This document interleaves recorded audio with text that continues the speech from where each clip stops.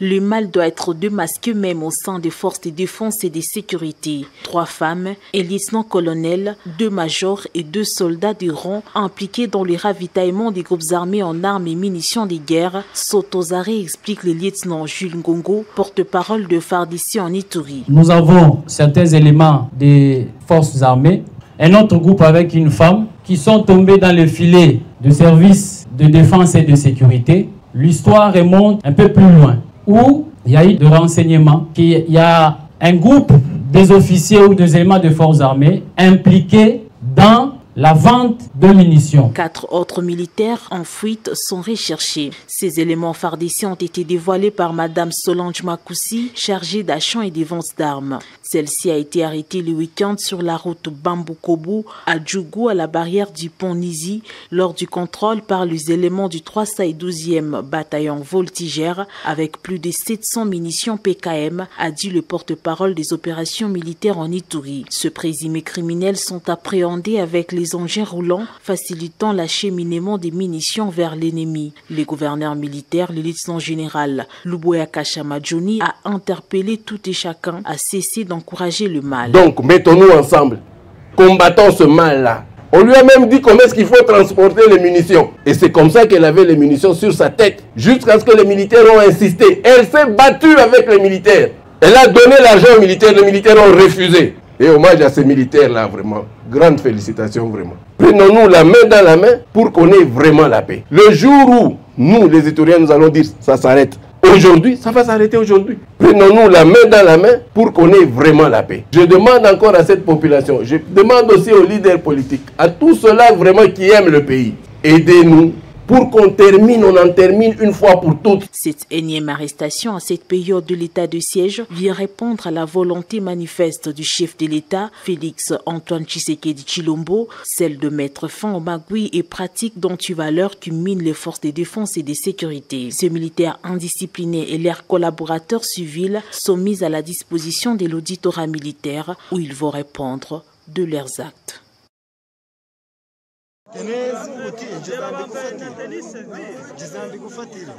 Nous vous présentons quelques capturés sur le sol ougandais et des rebelles du M23. Je compte 1, 2, 3, 4, 5, 6, 7, 8, 9, 10. Ils sont au nombre de 11 capturés. Leurs effets sont dans les dispositions de l'armée ougandaise.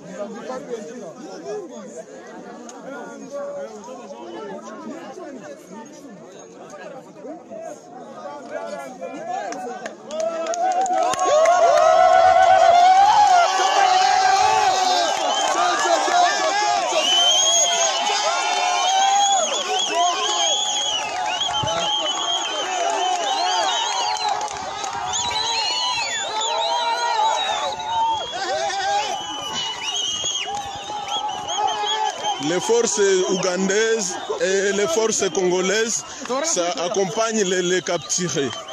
Ils accompagnent les capturés vers Ouganda.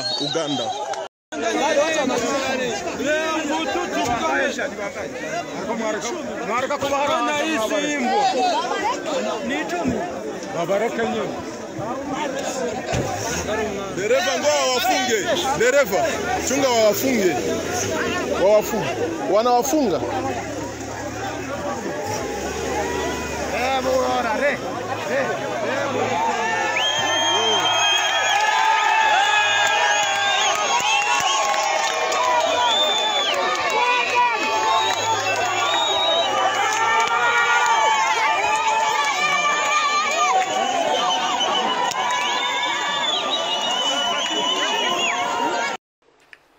Les forces armées de la République démocratique du Congo portent à la connaissance de l'opinion tant nationale qu'internationale que dans la nuit du 27 au 28 mars 2022, le M23, soutenu par les forces de défense du Rwanda, les RDF, a mené des incursions et attaqué les positions des FARDC de Tchanzu et Runyonyi dans les territoires de Rutshuru.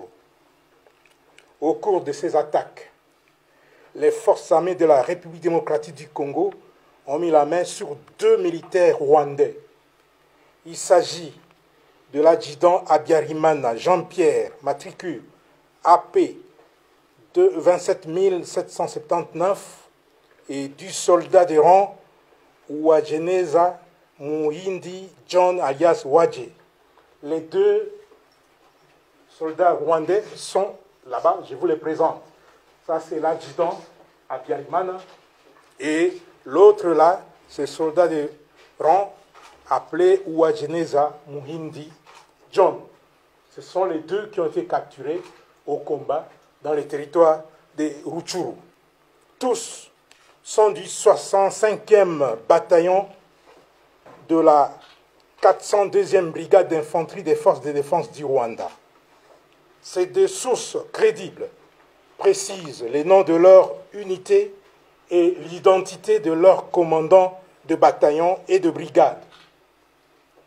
Le 65e bataillon et la 402e brigade, commandés respectivement par le lieutenant-colonel Rurindo Joseph et le général Nkumbito Eugène, sont basés à Jarama, au camp militaire Kibungo, au Rwanda.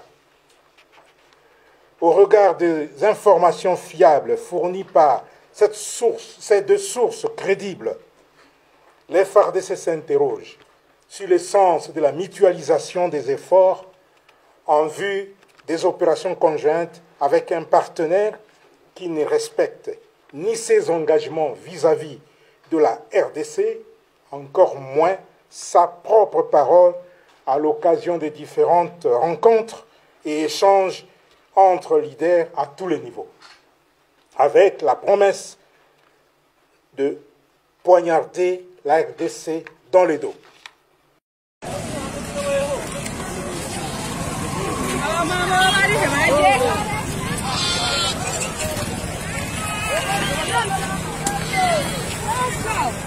Bon, hapa tuko déjà Muganda, Aimé Solo hapa. Aimé Solo en personne. Tuko déjà Muganda, shavuka. Menisha poteana na wenzangu wote. Sio kata biko wapi.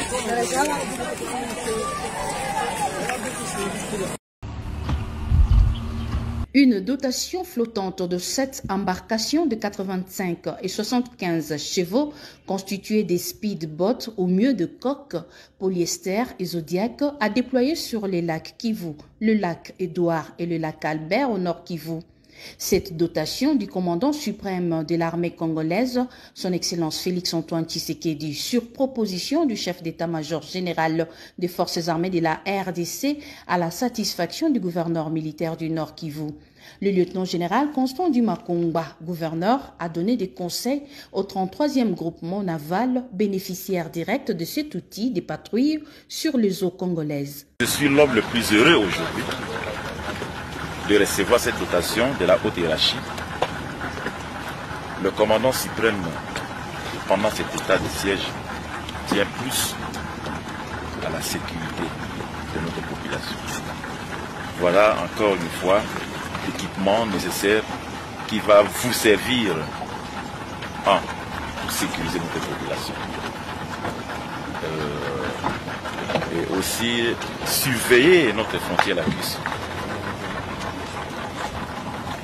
qui s'étend, comme vous savez, de Goma jusqu'à Bukavu.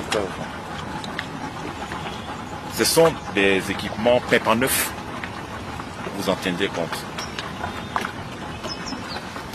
Surtout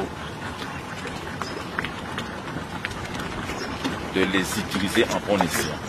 Des patrouilles de combat, des missions évidentes, la lutte contre la pêche illicite, le braquage des fraudeurs sur les eaux congolaises, voilà les missions de cette dotation qu'explique ici le général Rachidi. Ça va nous aider plus pour traquer les pêcheurs clandestins et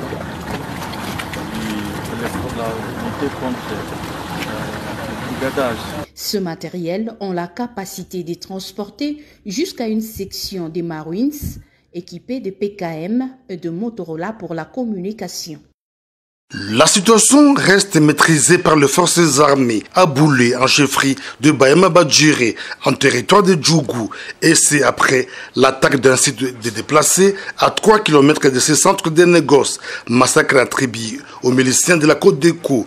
Des sources locales précisent que ces génocidaires ont investi ces villages à 23h un local avant de ôter la vie de ces vulnérables en coups de machette et des armes à feu, dont les enfants et les femmes. Bilan provisoire, une cinquantaine de morts et plusieurs blessés. Pour le gouverneur de province, ces massacres constituent un crime contre l'humanité avant de rassurer la population de la détermination du gouvernement congolais à imposer la paix et restaurer l'autorité de l'État à Ituri, a dit le porte-parole de FARDC, le lieutenant Jules Ngongo. Au nom du gouverneur militaire de la province de l'Ituri et au nom de toute sa population, nous compatissons avec les familles des victimes des cruautés causées par les attaques des groupes armés et Codeco.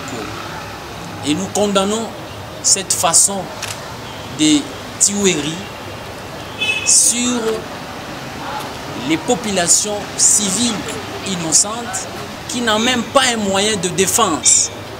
Et pire encore, sur le site de déplacés. Ça, c'est un crime de guerre, crime contre l'humanité. Nous assurons à notre population. Actuellement, les forces de défense et de sécurité ont mis toutes les voiles dehors pour rassurer et protéger de plus en plus cette population. Et nous demandons encore une fois que cette population puisse faire confiance aux forces armées. Précisons que cette attaque intervient après celle du site des déplacés d'Hérault où une trentaine de personnes avaient été lâchement abattues par les mêmes miliciens.